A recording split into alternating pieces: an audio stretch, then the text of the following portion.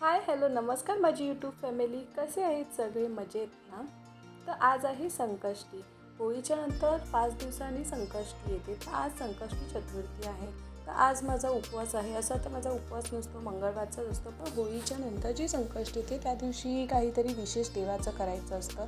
प्रत्येकाकडे काही ना काही वेगवेगळी पद्धत असते. तशीच माझ्या घरी आहे. तर मी सकाळी साबुदाणा बनवला, कारण की मी जास्त उपाशी नाही राहू शकत. तर आज माझ्या घरी मी पुरणाचा स्वयंपाक केलेला आहे. आत्ता होळीलासुद्धा केलेलाच होता, पण आता मला आजच्या दिवशी देवासाठी सुद्धा नैवेद्य म्हणून पुरणाचा स्वयंपाक करायचा आहे.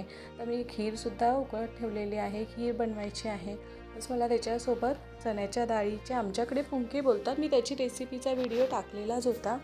ते पण खूपच छान लागतात ते, आणि आजच्या दिवशी त्याला जास्त महत्त्व आहे म्हणून ते बनवायचे असतात. तर माझा पुरणाचा स्वयंपाक मी दुपारीच लवकर लागली, कारण की मला नैवेद्य संध्याकाळपर्यंत दाखवायचा आहे. फार विशिष्ट पद्धतीने पूजा करावी लागते आणि मला जेवढी माहिती आहे त्या पद्धतीने मी करते. तर मी आज पुरणाचा स्वयंपाक करणार आहे. तर मी अशा पद्धतीने पुरणपोळ्या करते. तर तुम्ही मला नक्की सांगा, की तुम्ही कमेंटमध्ये मला नक्की सांगा की तुम्ही कोणत्या पद्धतीने पुरणपोळ्या करता. मी तरी अशा पद्धतीने करते आणि मला खूपच इझी पडतात अशा पुरणपोळ्या करायला. खूप छान वाटतात आणि आपल्याला जेवढ्या पाहिजे तेवढ्या मोठ्या करता येतात. सुरुवातीला तर मला येत नव्हत्या, पण आता कसं नेहमी सवय करून यायला लागलेलं आहे आणि खूपच छान लागतात. माझ्या घरी मुलांना देखील पुरणपोळी खूपच आवडते. सतत 2-3 दिवस पुरणपोळीच खातात ते, म्हणून मी थोडं करून बनवत राहते. आजच्या दिवशी ते नैवेद्यही दाखवायचं आहे. माझा स्वयंपाक आता पूर्ण सगळा करून झालेला आहे. त्याच्यानंतर मी सगळं किचन होता पूर्ण एकदम साफ करून घेतलेला आहे, एकदम क्लीन करून घेतलेला आहे. कारण की आजची जी पूजा असते त्याच्यासाठी मला खूपच म्हणजे किचन ओटा वगैरे साफ वगैरे करून देवाची पूजा करून नैवेद्य दाखवायचा आहे. कारण की होळीनंतर ह्या संकष्टी चतुर्थीला खूप महत्त्व असतं. प्रत्येकाकडे वेगवेगळ्या काही पद्धती असतात, तर माझ्याकडे या पद्धती आहे.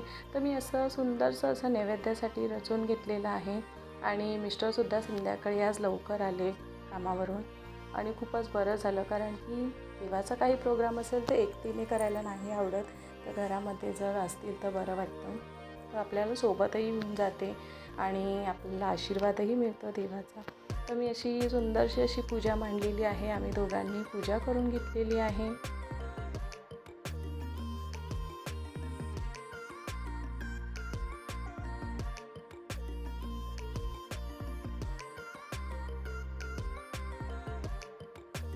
मिस्टरांना कसं फार माणसांना काही गोष्टी माहिती नसतात, तर त्यांना असं सांगावं लागतं पूजा कशी करायची. तर आज आम्ही आपल्या किचन ओट्याची, आपल्या शेगडीची देखील पूजा करतो, कारण की आपण त्याच्यावरती सगळा स्वयंपाक करतो, म्हणून आजच्या दिवशी महत्त्व आहे. तर मी गॅसची वगैरे पूजा करून घेतलेली आहे. स्वच्छ किचन ओटा धुवून पुसून घेतलेला आहे आणि आता पूजेची तयारी केलेली आहे. सुंदरशी अशी ताट नैवेद्याचं करून झालेलं आहे. ओवी थोडी मध्ये येते, कारण की मुलांना खूप उत्सुकता असते. मला थोडंफार त्यांना सगळं नीट समजून सांगावं लागतं, कारण की कसं माणसांना काही गोष्टी माहिती नसतात की काय करायचं.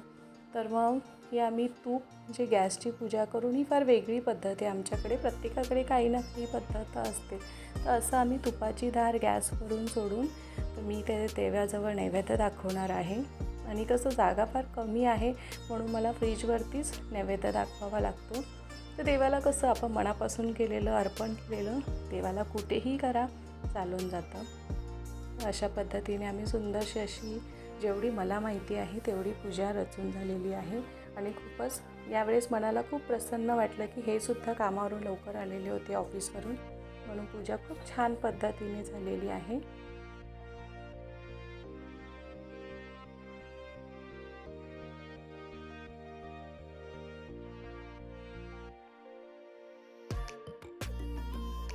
माझी पूजा करून झालेली आहे.